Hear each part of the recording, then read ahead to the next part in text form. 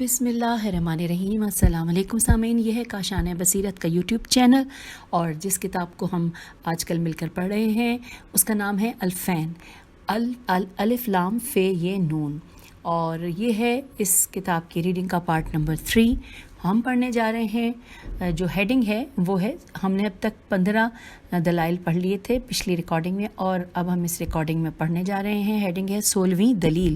لکھا ہے کہ حضرت ابراہیم علیہ السلام کی نسبت قرآن مجید میں وارد ہے کہ میں تم کو امام بناؤں گا۔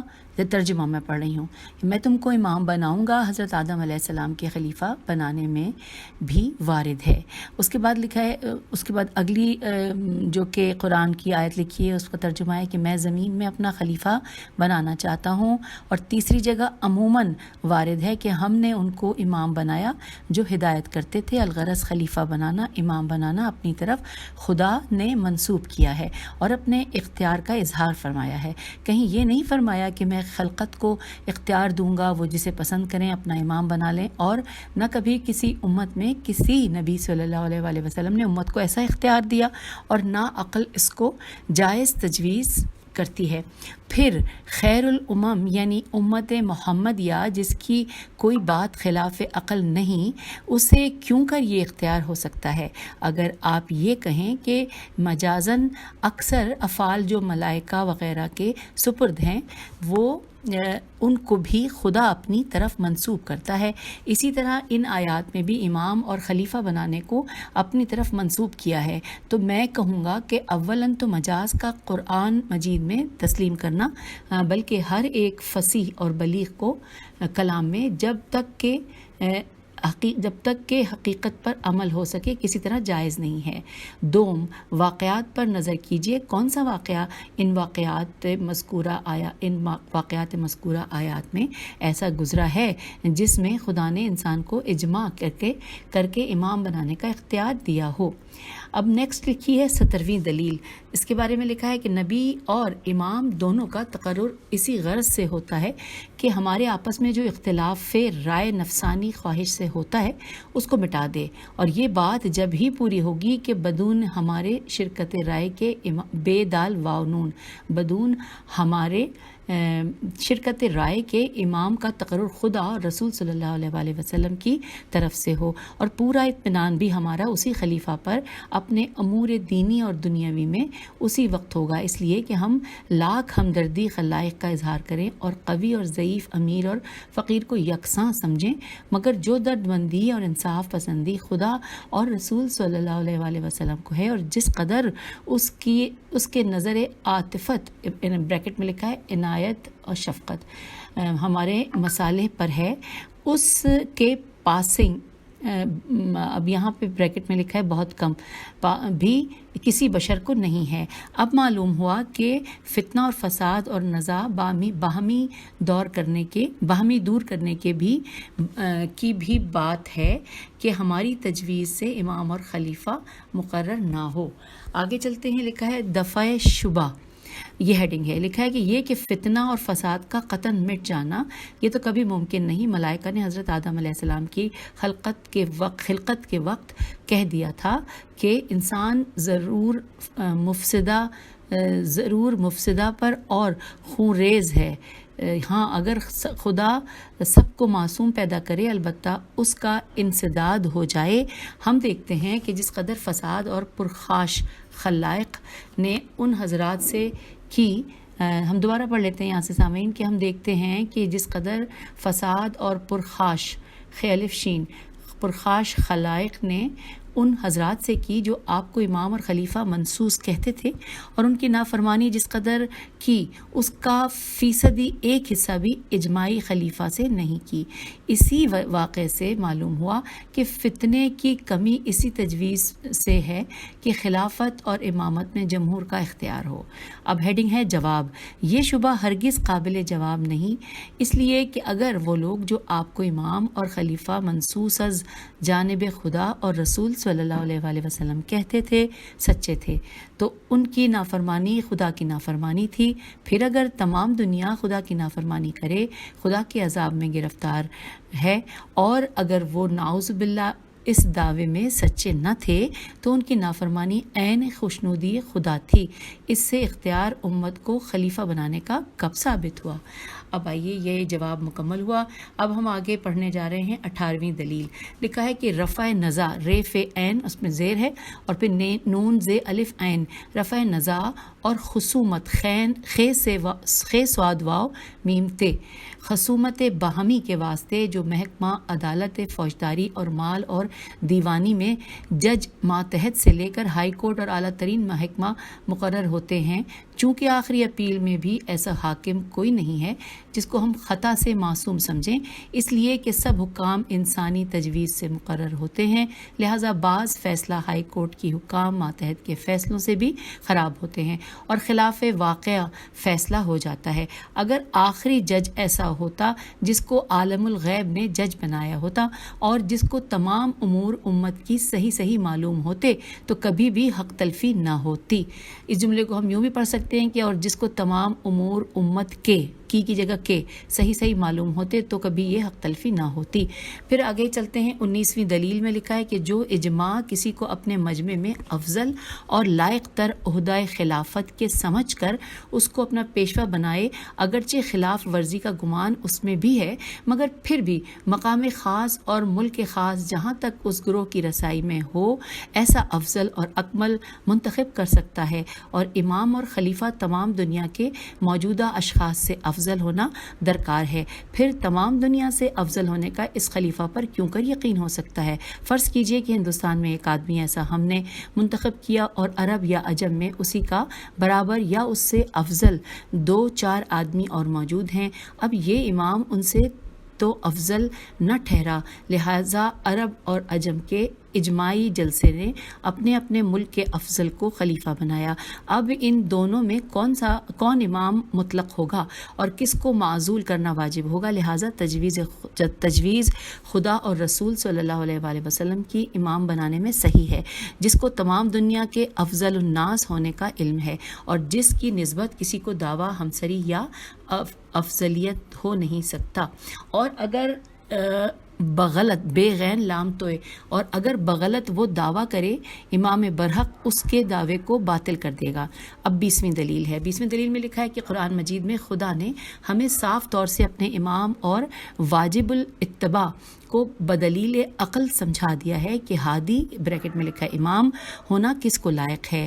کہا کہ جو شخص راہ حق کی ہدایت کرتا ہے اس کی پیروی کرنی زیادہ تر سزاوار ہے یا اس کی پیروی جو اپنے راہ حق کے چلنے میں دوسرے کا محتاج ہے؟ کھلی ہوئی دلیل ہے۔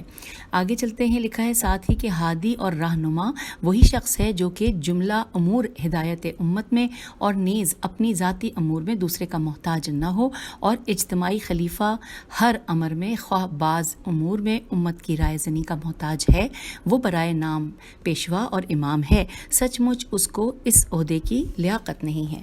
اور اب اگلی ہیڈنگ ہے، لکھا ہے کہ دفع شبہ، یہی گروہ جو خلیفہ اگر امت کو کہتا ہے اس کا عقیدہ یہ بھی ہے کہ نعوذ باللہ ہمارے نبی صلی اللہ علیہ وآلہ وسلم بھی اصحاب سے مشورہ لینے میں محتاج تھے اور خدا نے ان کو حکم دیا تھا کہ صحابہ سے مشورہ کرو۔ یہ لوگ کہتے ہیں کہ جب نبی کو احتیاج مشورہ اصحاب کی تھی اور حکم خدا بھی ان کو تھا، پھر خلیفہ اور نائب نبی کس شمار میں ہے؟ پھر اس کے بعد آگے لکھا ہے اگلے پیراگراف میں کہ مطلب یہ ہے کہ نبوت بھی جمہوری تھی، توبہ توبہ، مسلمان اور نبی کو افضل اور اکمل جمیع امور میں قائل ہو کر، جیم میم یہ عین، جمیع امور میں قائل ہو کر ایسا خراب عقیدہ کبھی نہیں کر سکتا، اور تاریخ میں جا بجا ان اصحاب کی خرابی ان کا اقرار خود صحابہ نے کیا ہے۔ چنانچہ احد کے واقعے میں بالاتفاق ارباب سیر سے بھی منقول ہے کہ آخر کار صحابہ نے کہا کہ ہم نبی صلی اللہ علیہ وآلہ وسلم کو صاحب وحی و الہام بھی سمجھے اور اپنی مشورت میم شین واو رے تے کا محتاج بھی، ان کو جانے کیسی بے عقلی کی یہ بات ہے۔ اور اب اگلے پیراگراف میں لکھا ہے کہ خدا کا حکم دینا، اصحاب سے مشورہ کرنے کا اس کی وجہ محض تالیف قلوب تھی، محتاج ہونا نبی صلی اللہ علیہ وآلہ وسلم کا اصحاب کی رائے کا جب ہوتا کہ خدا بذریعہ وحی کے حضرت کو اس امر میں تجویز مفید بتلانے سے عاجز ہوتا، یعنی خدا بھی جاہل اور محتاج رائے زنی امت کا تھا۔ توبہ توبہ۔ یہ مشورہ کرنے کے اغراض چند در چند ہیں۔ اب اگلا لفظ ہے الف ز الف نون اذان جملہ۔ یہ بھی غرض ہے کہ جن لوگوں سے مشورہ کیا جائے ان کے دلوں کا بھید، نیت کی خوبی خرابی، عقل اور بے عقلی کی کیفیت، اعتقاد کی پختگی اور ڈھلم الیقین ہونا خاص اور عام سب کو معلوم ہو جاتا ہے۔ یہی اغراض ہمارے نبی صلی اللہ علیہ وآلہ وسلم کو اصحاب سے مشورہ لینے میں تھے، اور خدا نے ان کو حکم بھی دیا تھا۔ یہ نہیں کہ معاذ اللہ وہ جناب محتاج ان کے مشورے کے تھے یا کار نبوت مشورے کے بھروسے پر چلتا تھا۔ مجھے اس وقت امام حسین علیہ السلام کا وہ ارشاد یاد آیا جس کا مخاطب عمر بن یوزن یہ واو زال نون ہے۔ اس نے فرمایا تھا کہ جب اس نے کوفے کو جانے کی نسبت اپنی رائے ظاہر کی تھی تو اے شیخ، رائے تو مجھ پر پوشیدہ نہیں، مگر خدا کے حکم پر کسی کی رائے غالب نہیں ہو سکتی۔ اب یہاں پر طول ہو جائے گا، نہیں تو میں اسی آیت کی شان نزول بیان کرتا جس میں ہمارے نبی صلی اللہ علیہ وآلہ وسلم کو مشورہ کرنے کا حکم ہے، پھر بھی اتنا کہے بغیر نہیں رہتا کہ الامر پر الف اور لام عہد کا ہے، عین ہے دال، جس سے مراد کسی امر خاص میں حکم مشورہ لینے کا ہے۔ عام طور سے ہر امر میں اس آیت سے نہ کسی اور آیت سے نکلتا ہے۔ اور دوسری آیت جو ہے وہ یہاں پہ لکھا ہے کہ اس میں ہمارے نبی داخل نہیں ہیں، اور وہ اس میں عربی لکھی ہے، زیر زبر پیش کچھ بھی نہیں ہے، لیکن میں پڑھ لیتی ہوں کہ وَأَمْرُهُمْ شُورَى بَيْنَهُمْ، اس میں ہمارے نبی داخل نہیں ہیں۔ اب آئیے آگے چلتے ہیں۔ 21ویں دلیل لکھی ہے، امام اور خلیفہ نبی صلی اللہ علیہ وآلہ وسلم کی اطاعت مثل اطاعت نبی کے خدا نے مقرر کی ہے، اور یہ مسئلہ بہت بڑا اہم مسائل دین میں سے ہے۔ اب اگر خلیفہ نبی اور صلی اللہ علیہ وآلہ وسلم اور امام علیہ السلام کا مقرر کرنا امت کی رائے اور اختیار پر خدا رکھتا تو جمیع احکام دین جیم میم یہ عین جمیع احکام دین میں امت کی رائے پر اجرائے احکام جائز ہوتا۔ اس لیے خدا کے اور احکام جس قدر رہیں سب اس سے عظمت میں کم ہیں۔ اس کا نتیجہ یہ ہے کہ امت کو اختیار ہے جو حکم احکام دینی ہے اس کو اپنی رائے سے اجماع کر کے جاری کر دے۔ اب اس سے یہ لازم آتا ہے کہ انبیاء علیہ السلام کا بھیجنا بھی بیکار ہے، اس لیے کہ جن احکام کے جاری کرنے کے واسطے انبیاء علیہ السلام مبعوث ہوئے وہ سب امت کی رائے سے جاری ہو سکتے ہیں، لہٰذا انبیاء علیہ السلام کا آنا بیکار ہے۔ امت خود مختار اور آزاد ہے، جو حکم اجماع اور اتفاق رائے سے کرے وہی حکم خدا کا ہے، حالانکہ امت کسی حکم خدا میں احکام دینی اجرا کرنے کی مجاز نہیں ہے۔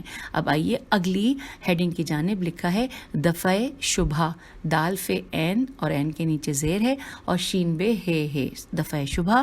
اس ہیڈنگ کے ساتھ لکھا ہے کہ امام جماعت کا مقرر کرنا یہ ضرور ہمارے اختیار میں خدا اور رسول صلی اللہ علیہ وآلہ وسلم نے رکھا ہے، حالانکہ نماز بھی ایسے عظیم چیز احکام دین میں سے ہے کہ جس میں 1000 مسائل واجب اور 1000 احکام سنتی ہیں۔ پھر جب ہمارے انتخاب سے امام جماعت مقرر ہونا ان 1000 مسائل واجبہ اور 1000 احکام مستحبہ میں ہمیں اختیار کا ثبوت مل گیا، اب آپ کا یہ کہنا کہ کسی حکم میں امت کا اختیار نہیں ہے کب درست رہا؟ اور جس طرح خلیفہ خطا کار کا تجویز امت سے ہونے میں اندیشہ غلط کاری کا ہے، اسی طرح امام جماعت میں، اور یہاں پر سوالیہ نشان ہے۔ اب جب اگلی ہیڈنگ ہے، لکھا ہے جواب۔ آئیے ہم مل کر جواب پڑھتے ہیں۔ لکھا ہے کہ امام جماعت اور امام مطلق اور خلیفہ میں بڑا فرق ہے، اور ہم پر اس کی اطاعت چند امور میں واجب ہے، اور اس کا معزول میم عین زے واو لام معزول کر دینا ہر وقت ظہور کسی امر منافی نماز کے اور اس کی جگہ دوسرا پیش نماز اسی حالت نماز میں مقرر کر دینا جائز ہے، اور اگر کوئی دوسرا قابل امام جماعت کی شریک اور حاضر نہ ہو تو اپنی نیت جدا جدا کر لینا بھی جائز ہے، اور امام جماعت کی بھول چوک پر اس کو اسی نماز میں آگاہ کر دینا بھی جائز ہے، بلکہ امام کی خطا جبکہ معمور خطا پر نہ ہو خطا میں شمار نہیں کی جاتی ہے۔ ایسے وقت معموم میم الف میم واو میم معموم حاکم امام جماعت پر ہوتا ہے، جس سے ظاہر ہوا کہ امام جماعت حاکم معمومین پر نہیں ہے، محض اجتماع مسلمین کے لیے، یا یہ کہ شوکت اسلام ظاہر ہونے کے لیے فقط۔ پھر لکھا ہے فقط امام جماعت کے سپرد کوئی حکم احکام شریعہ سے نہیں ہے، خصوصاً جن احکام میں حقوق بندگان الہی کے تلف ہو جانے کا خوف ہو۔ الغرض امام جماعت کو کسی قسم کی حکومت اور اختیار اجرائے احکام کا نہیں ہے۔ اب ساتھ ہی لکھا ہے دوسرا شبہ، آئیے دوسرا شبہ پڑھتے ہیں اور پھر اس کا جواب پڑھیں گے۔ لکھا ہے اچھا، قاضی اور مفتی اور مجتہد بنانے کا اختیار بھی تو امت کو دیا گیا ہے، اور اگر معصوم ہونے کی شرط ہوتی اس کا تقرر بھی با اختیار خدا اور رسول صلی اللہ علیہ وآلہ وسلم ہوتا، اس میں اور امام اور خلیفہ میں کیا فرق ہے؟ جیسا امام ویسا قاضی۔ یہ دوسرا شبہ ہم نے پڑھ لیا۔ اب جواب اس کا لکھا ہے کہ بڑا فرق تو یہی ہے کہ قاضی اور مفتی اور مجتہد کا معزول کر دینا ہمارے اختیار میں ہے، اور خلیفہ اور امام کا معزول کر دینا ہمارے اختیار میں نہیں ہے۔ یہی بات ثابت کرتی ہے کہ امام اور خلیفہ بنانا ہمارے اختیار سے باہر ہے۔ اب بریکٹ میں لکھا ہے کہ دیکھو دلیل ششم کو، اب یہاں پر یہ بریکٹ کلوز ہو گیا۔ اب آئیے اگلی ہیڈنگ ہے دوسرا فرق، لکھا ہے دوسرا فرق، اس کے بارے میں پڑھتے لکھا ہے یہ ہے دوسرا فرق یہ ہے کہ قاضی اور مفتی سینکڑوں ہم بنا سکتے ہیں، اور خلیفہ یا امام سوائے ایک کے دوسرا نہیں ہو سکتا۔ بنانے سے مطلب یہ نہیں کہ ہمارے اختیار میں ان کا بنانا ہے، بلکہ مطلب یہ کہ ہمارے نبی اور خلفائے نبی صلی اللہ علیہ وآلہ وسلم نے شروط قاضی اور مفتی کے تجویز فرمائے اور صفات ایسے شخص کے بیان فرما کر ہم کو حکم دیا ہے کہ ایسے شخص کو ہم نے تم پر حاکم مقرر کیا ہے۔ اب ہم کو اختیار اسی قدر ہے کہ ان صفات کو معاشرت سے، صحبت سے، گواہان معتمد سے جس میں پائیں اس کو نائب امام تسلیم کریں۔ اب اگلی پیراگراف میں لکھا ہے کہ اب تو دراصل تقرر قاضی اور مجتہد کا بھی نبی اور خلیفہ نبی صلی اللہ علیہ وآلہ وسلم کی طرف سے ہوا، پھر چونکہ وہ صفات جن سے قاضی اور مفتی کا موصوف ہونا شرط ہے ان کا جاننا علم غیب پر موقوف نہیں ہے، بلکہ محض بنا ظاہری افعال پر، لہٰذا ہم تنہا خواہ اجماع کے ایسے شخص کو پہچان سکتے ہیں بخلاف امام اور خلیفہ کے کہ جو اوصاف اس کے ہیں، ہم ان اوصاف کو ہرگز کسی شخص میں اپنی رائے اور تجویز سے نہیں جان سکتے، لہٰذا اس کا تقرر ہمارے اختیار میں نہیں دیا گیا ہے۔ سامعین، پڑھتے پڑھتے میں ساتھ ساتھ یہ بتا دوں کہ اس کتاب کو پڑھتے میں کچھ الفاظ ایسے ہیں جو نسبتاً مجھے مشکل لگ رہے ہیں، اور میری پوری کوشش ہے کہ میں اسے بہتر انداز میں آپ تک پہنچا سکوں، اور جہاں پہ بھی کوئی غلطی ہو درگزر کیجیے گا، اور نہیں تو کامنٹس میں ضرور لکھیے گا تاکہ میں اپنی اصلاح کروں۔ آئیے آگے چلتے ہیں۔ اب یہاں پر ہیڈنگ ہے توضیح، تے واو زواد یہ این، زواد یہ ہے توضیح۔ لکھا ہے مجتہد اور عالم اور خلیفہ میں فرق یہ ہے کہ عالم دین کا فقط عادل اور پرہیزگار اور احکام شریعت کا واقف کار ہونا کافی ہے، اس کی شرط نہیں ہے کہ آئندہ کبھی شخص فاسق نہ ہوگا یا کبھی کسی مسئلہ شرعی کے حل کرنے میں عاجز نہ ہوگا، یا اس سے بڑھ کر تمام دنیا میں جب تک یہ زندہ ہے کوئی عالم نہ ہوگا جس کی پیروی اس پر واجب ہو، اور امام وہی ہے جس کی متقی پرہیزگار ہونے پر تا حیات اس کو پورا یقین ہو، اور اس کے عالم الف عین لام میم اور افضل الف فے زواد لام ہوگا، میرے خیال یہ نقطہ نظر نہیں آ رہا، افضل ہونے پر جمی جیم میم یہ عین جمی صفات میں بموجب نص اور خبر دینے نبی یا امام سابق کو پورا اطمینان ہو، اور کبھی کسی امر میں یہ محتاج تعلیم کسی دوسرے کا نہ ہو، محتاج تعلیم کسی دوسرے کا نہ ہو، اور ان باتوں کا علم طاقت بشری سے باہر ہے جب تک صاحب وحی اور الہام کسی شخص خاص کو اپنا جانشین اور نائب خلیفہ مقرر کر کے ہم کو بتلا نہ دے۔ اگر آپ کہیں کہ پھر نبی صلی اللہ علیہ وآلہ وسلم کی شناخت ہم کو کیوں کر ہو سکتی ہے؟ میں کہوں گا کہ دو طرح سے. اول تو ہر ایک نبی اپنے بعد آنے والے نبی کی خبر دیتا ہے اور اس کے اوصاف بلکہ نام اور نسب کو بھی ظاہر کرتا ہے، جیسا کہ حضرت عیسیٰ علیہ السلام نے فرمایا تھا. اور دوم صدور معجزات اور خوارق، یعنی کہ خ واو الف ر قاف، اور اس کے بارے میں جو بریکٹ میں لکھا ہے کرامتیں، خوارق کرامتیں، عادات جو نبی سے ہوتے ہیں، یہ دونوں باتیں مل کر ہم کو نبی صلی اللہ علیہ وآلہ وسلم کی شناخت میں پوری ہدایت کرتی ہیں.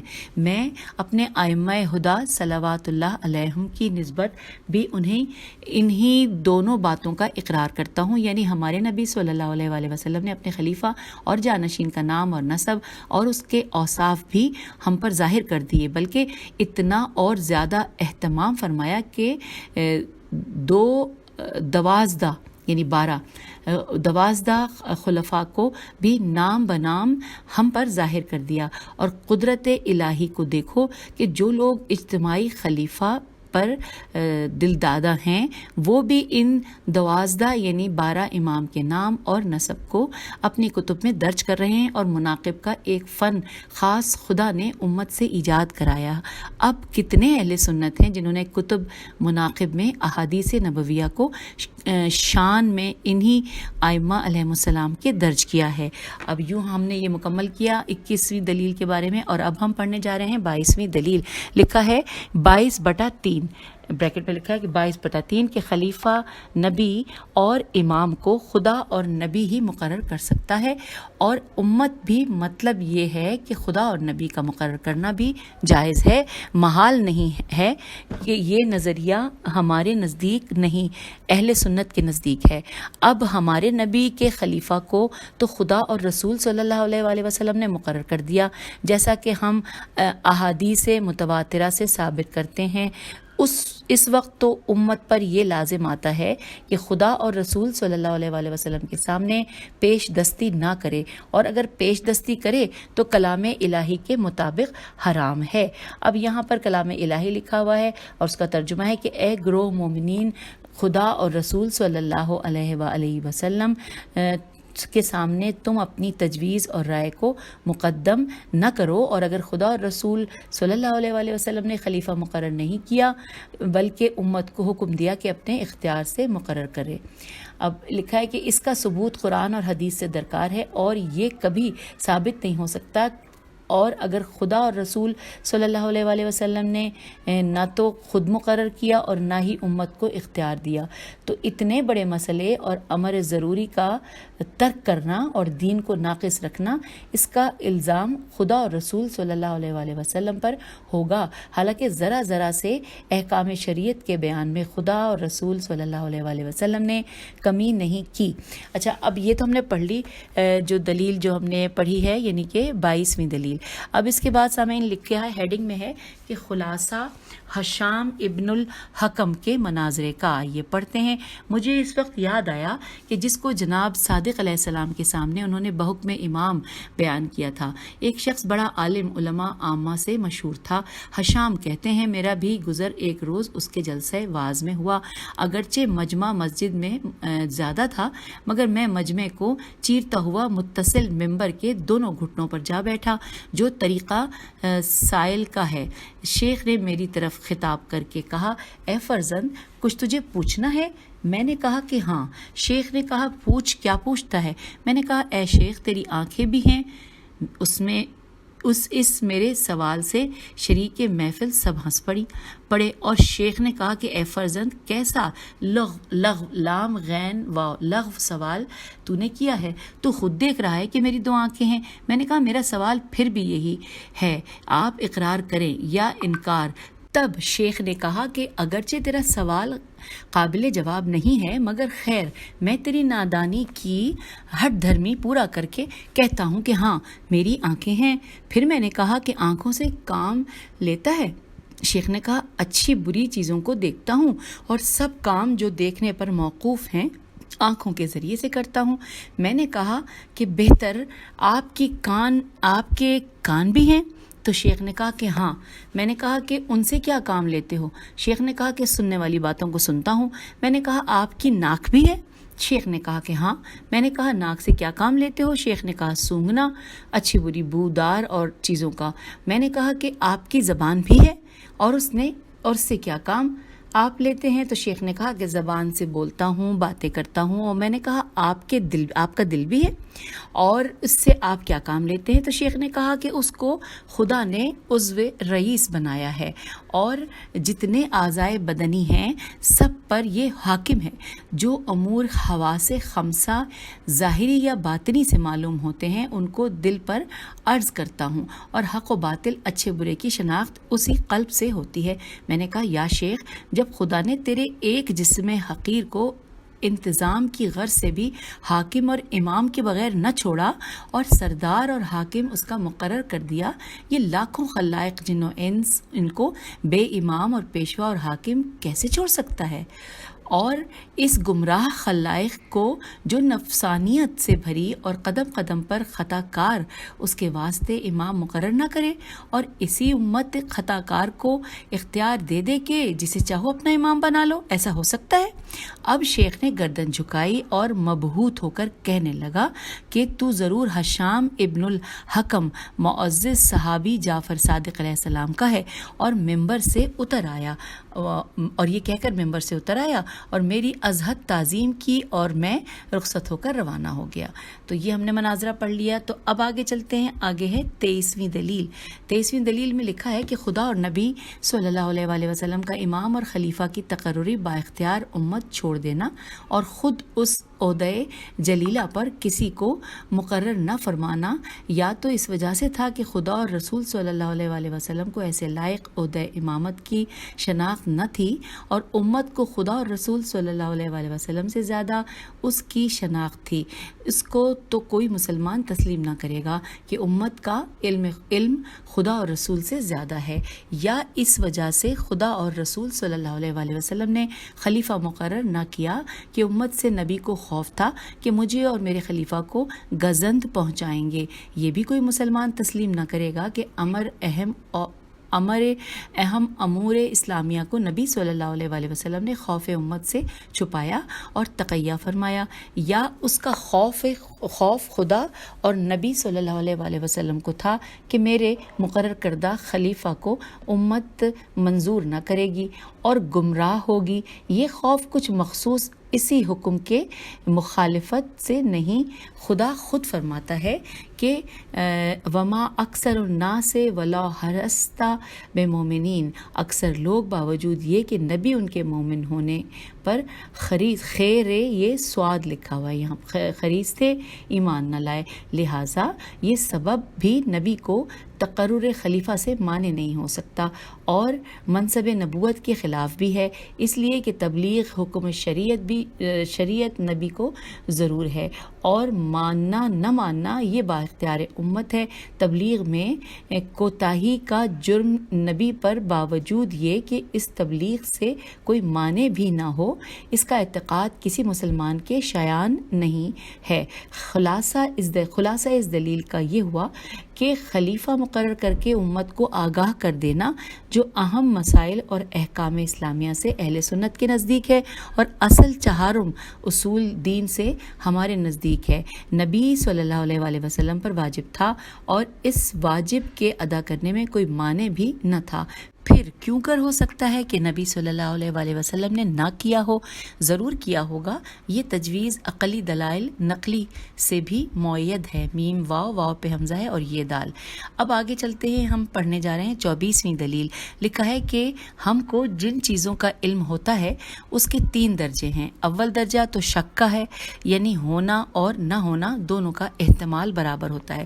دوسرا درجہ ظن کا ہے، زوئے نون ظن کا ہے، جس میں ہونے یا نہ ہونے کو ترجیح ہوتی ہے.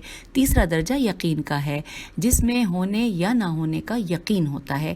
اب دیکھو جتنے کام ہم کرتے ہیں سب میں ہمارا یہی دستور ہے، اگر اس کے ہونے کا یقین کسی ذریعے سے ہو جائے تو پہلے اسی طریقے کو اختیار کریں گے، پھر اگر یقین کسی ذریعے سے نہ ہو تو بحالت مجبوری ایسا طریقہ اختیار کریں گے کہ اس کے ہونے کا گمان غالب ہو اور اگر ایسا بھی ذریعہ نہیں ملے تو لکھا ہے تو بنا ہے اپنا چاری مشکوک. یہ تھوڑا سا میں دوبارہ پڑھنے کی کوشش کرتی ہوں, ہجے کرتی ہوں. یہ اس لائن پہ دوبارہ پڑھ لیتے ہیں کہ اگر مجبوری ایسا نہیں, تھوڑا سا اور پہلے سے پڑھتے ہیں. ہاں, پھر اگر یقین کسی ذریعے سے نہ ہو تو بحالت مجبوری ایسا طریقہ اختیار کریں گے کہ اس کے ہونے کا گمان غالب ہو, اور اگر ایسا بھی ذریعہ نہیں ملے تو بنا ہے اپنا چاری مشکوک ذریعے کو اختیار کرتے ہیں. اب اس میں ہجے بھی کر دیتی ہوں. بے نون الف ہے بڑھیے, اپنا الف پہ نون الف, چاری چے الف رے چھوٹی ہے, مشکوک میم شین کاف واو کے کاف اور مشکوک ذریعے کو اختیار کرتے ہیں. یہ جملہ مجھے سمجھ میں نہیں آیا لیکن میں نے دوبارہ پڑھ دیا ہے کہ ہو سکتا ہے آپ کو سمجھ آ جائے. پھر لکھا ہے یہی طریقہ تمام دنیا کا ہے اور اسی طریقے سے کاروبار دنیاوی ہر شخص کرتا ہے, اور جو شخص اس کے خلاف عمل درآمد کرتا ہے اس کو سب لوگ نادان اور بیوقوف کہتے ہیں. اگلے پیراگراف میں ہے کہ اسی طریقے پر خدا نے بھی امور دین کے ہم کو تکلیف دی ہے, اور جس جگہ ہم کو کسی امر دینی میں یقین کا ذریعہ ممکن ہے کہ خدا نے وہ ذریعہ بتلا دیا ہے, وہاں ظن اور گمان پر بنا کرنے کو منع فرمایا ہے.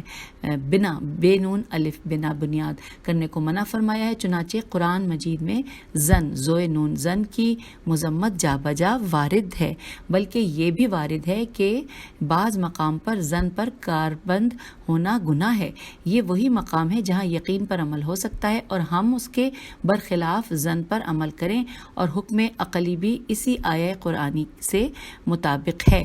اب مسئلہ خلیفہ اور امام کو لیجئے, اور یہ بھی معلوم ہے کہ یہ بڑا اہم اور ضروری کام ہے جس پر تمام امور دینی اور دنیاوی وابستہ ہیں. خدا نے ہم پر اطاعت امام اور خلیفہ اولی الامر کی واجب کی مثل اطاعت نبی کے اور نبی صلی اللہ علیہ وآلہ وسلم کی شناخت کا ذریعہ ہم کو یقینی بتلا دیا ہے. اور وہ ذریعہ کیا ہے؟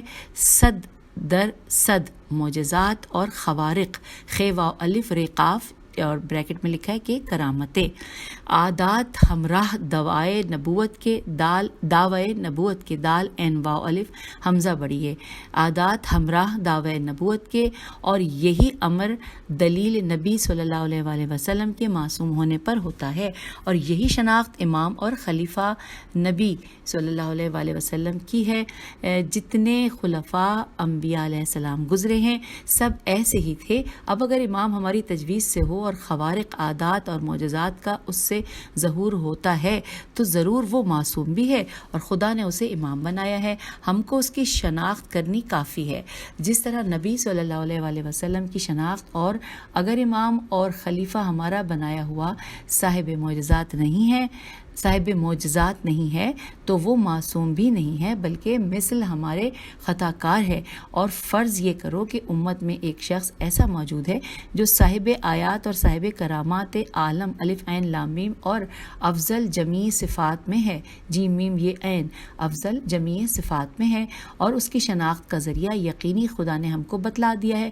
مگر ہم نے اجماع اپنی خود رائے سے کسی دوسرے کو خلیفہ اور امام بنایا جس کی شناخت کا کوئی ذریعہ یقینی نہ تھا, بلکہ زن غالب زوئے نون اور اس کے نیچے زیر ہے, زن غالب بھی اس کے انجام دہی امور امت پر نہ تھا بلکہ اس کی خطا کاری بھی ہم پر ثابت ہوتی رہی. اب یہ کاروائی کیسی خلاف عقل کی ہوگی اور کون عاقل اس کو پسند کرے گا. اب یہاں پر 24ویں دلیل کا خلاصہ ہم پڑھ لیتے ہیں. لکھا ہے کہ خلاصہ ہیڈنگ ہے, لکھا ہے اس دلیل کا یہ ہے خلاصہ کہ خدا نے جب ذریعہ شناخت امام علیہ السلام اور خلیفہ نبی صلی اللہ علیہ وآلہ وسلم کا یقینی ہم کو ایسا دیا ہے جس کے ذریعے سے ہمیشہ خلیفہ نبی صلی اللہ علیہ وآلہ وسلم کی شناخت ہوا ہے, اس کو چھوڑ کر ہم طریقہ مظنون میم زوئے نون واو نون مظنون یعنی اجماع کو اختیار کریں اور باوجود ظہور خطا کاری خلیفہ مصنوعی کی کہ اپنی کج رائے پر جمے رہیں، کیسی بیوقوفی کی بات ہے۔ لہٰذا ہم کہتے ہیں کہ یہی وہ برگزیدان الہی ہیں جن کی امامت پر دلائل عقلیہ اور 3 حصہ قرآن کے اور 100 احادیث نبوی صلی اللہ علیہ وآلہ وسلم دلالت کرتی ہیں۔ چنانچہ ہم آئندہ قرآن اور حدیث کو بھی لکھیں گے۔ تو یوں سامعین ہم 24ویں دلیل کو پڑھ کے مکمل اور پھر آگے جو اس کی تفصیلات تھیں وہ بھی جان چکے ہیں، اور اب ہم اس نشست میں آپ سے اجازت چاہوں گی۔ ہم انشاءاللہ آگے اگلی ریڈنگ کے پارٹ میں 25ویں دلیل سے پڑھنے کا آغاز کریں گے۔ تو اجازت دیجیے، خدا حافظ، فی امان اللہ۔